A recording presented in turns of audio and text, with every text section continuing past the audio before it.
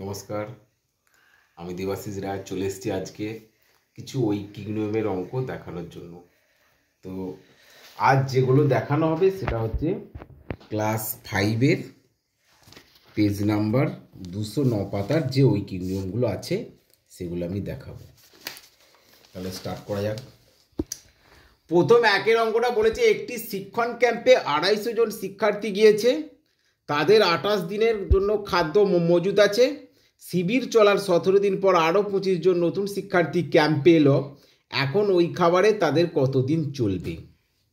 তাহলে আমার ঐকিক নিয়মের প্রথম রুলস হচ্ছে যেটা অ্যান্সার চাইবে কত দিন চলবে তাকে ডান দিকে রাখতে হবে। বাঁ দিক ডান দিক করে দুটো, এখানে একটা শিক্ষার্থীর সংখ্যা আর একটা সময়, এই দুটো ছক হবে। তার আগে কিছু কাজ আছে সেটা আমি দেখিয়ে দিচ্ছি। তো 250 জন শিক্ষার্থীর যে খাবারটা ছিল ওটায় চলতো কতদিন? 28 দিন।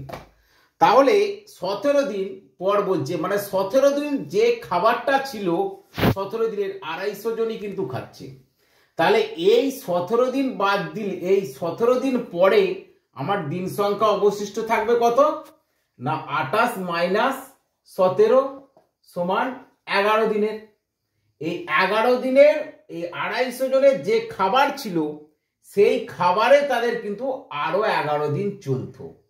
কিন্তু এই 17 দিন বাদ থেকে আবার নতুন শিক্ষার্থী মানে ছাত্র কিছু এসে অ্যাড হচ্ছে। কতজন না 250-র সাথে 25 জন যোগ হচ্ছে। 25 জন নতুন শিক্ষার্থী ক্যাম্পে এলো।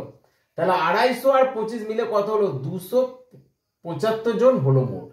এই 275 জন ছাত্রের আর কতদিনের খাবার, তাহলে সেই খাবারটা আর কতদিন ওদের চলবে এটা বের করতে হবে। তাহলে এবারে মূল অঙ্কের কি কেসটা বলছে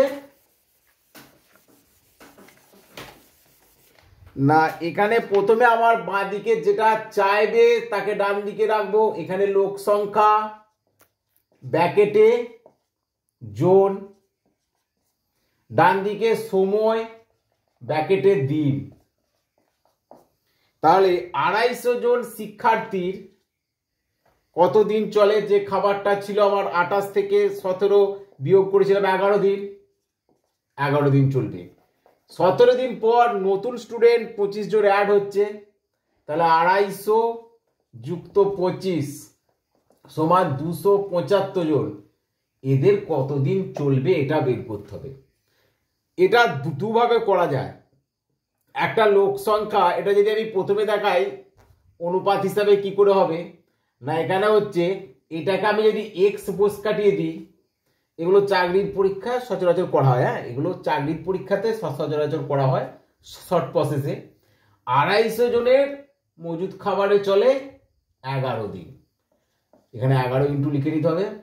275 জনের মজুদ খাবারে আমার লোক সংখ্যা যখনই বেড়ে যায় দিন সংখ্যাটা কমবে। 75 জন হয়ে গেছে 275 জন ছাত্রের, তাহলে আরো কম দিন চলবে। তাহলে এটা 250 থেকে 275 হলো মানে বাড়লো, এটা কমলো। তাহলে বাড়া কমা মানে হচ্ছে ব্যস্ত সম্পর্ক। ব্যস্ত সম্পর্ক মানে হয়ে যাবে 250/275। এইবার এটাকে কাটাকাটি করতে হবে।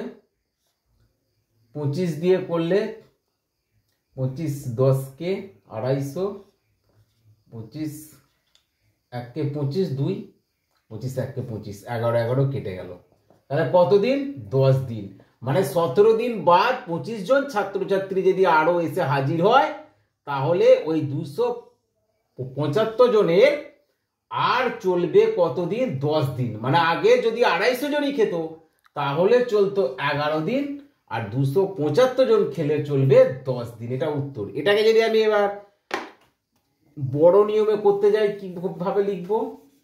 স্কুলের ছেলেদের নিয়ম কিন্তু এটা না, ওদিকে এইভাবে করতে হবে। 250 জন ছাত্রের ওই খাবারে চলে 11 দিন। একজন ছাত্রের ওই খাবারে অনেক বেশি চলবে, 11 × 250। আর 275 জনের চলবে 11 গুণিত 250 বাই 275। 25 10 কে 250, 25 11 275, 11 11 কেটে গেল 10 দিন। তাহলে এইটা হচ্ছে স্টুডেন্টদের নিয়ম, ওটা শর্ট প্রসেস, কম্পিটিটিভ এক্সামের ক্ষেত্রে ওগুলো প্রযোজ্য, লিখে দেয়। আমি অনেক স্টুডেন্টকে পড়িয়েছিলাম, কিন্তু এক্সামিনার খাতায় লিখে দিয়েছিল যে এটা তোমাদের জন্য প্রযোজ্য নয়। তো নেক্সট এরপর কি বলেছে, এরপর যেটা আছে সেইটা, একটি চাকা 51 বার ঘুরলে 170 মিটার যায়, 1700 মিটার যেতে ওই চাকা কতবার ঘুরবে? তাহলে চাকা ঘোরার আমার কতবার ঘুরবে সেটা চেয়েছে, তাই ওকে রাখবো ডান দিকে। তাহলে চাকা ঘোরার পরিমাণ, চাকা ঘোরার পরিমাণ এটা ডান দিকে রইল, আর এটা হচ্ছে পথ বা দূরত্ব, এটা কত আছে ব্র্যাকেটে মিটার, আর এটা হচ্ছে বার। 51 বার ঘুরলে পথ যায় কত? এখানে আমার একটা স্টুডেন্ট আছে, তা তুমি বুঝতে পারছো তো?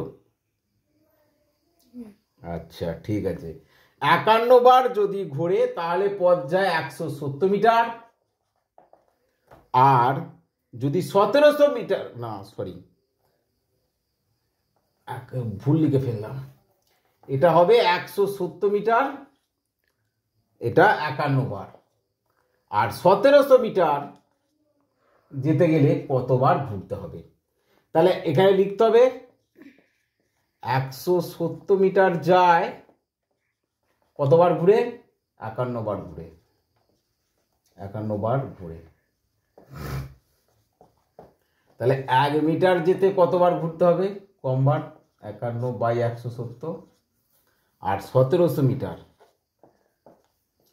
51 গুণিত 1700 বাই 170, 0 0 কেটে গেল, 17 10 কে 170, মানে 510 বার ঘুরতে হবে। হয়ে গেল।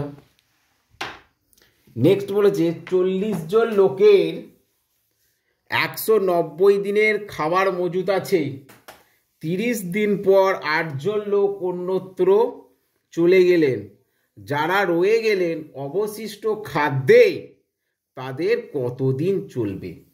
তাহলে আমার কতজন, না 40 জন লোকের খাবার মজুত আছে 190 দিনের, 30 দিন পর 8 জন লোক অন্যত্র চলে গেল, যারা রয়ে গেল অবশিষ্ট খাদ্যে তাদের কতদিন চলবে? তাহলে 40 জনের খাবার ছিল কত দিনের? 190 দিনের। এবার 30 দিন পর, 30 দিন পর কতজন চলে যাচ্ছে? 8 জন। তাহলে 190 থেকে আমি যদি 30 দিনটা বাদ দিই, তাহলে আমার হলো 160 দিন, তাই তো?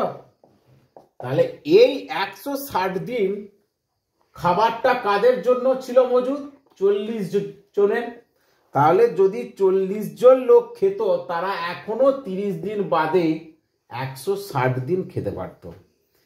8 জন লোক বলেছে অন্যত্র চলে যাচ্ছে, তাহলে 30 দিন বাদ 40 থেকে 8 জন কমে গেল, কতজন হলো? 32 জন। তাহলে এই 32 জন লোকের আর কতদিন চলবে খাবারটা? আমার 40 জন যে খাবার ছিল, যে লোক ছিল, তারা যদি খেত তাহলে 160 দিন খেতে পারত। তাহলে 32 জন লোক, তাদের আর কতদিন চলবে? যেহেতু 30 দিন বাদ বলেছে, তাই এইটাকে লিখতে হবে আমার 40 জন লোকের চলে 160 দিন, একজনের আর 32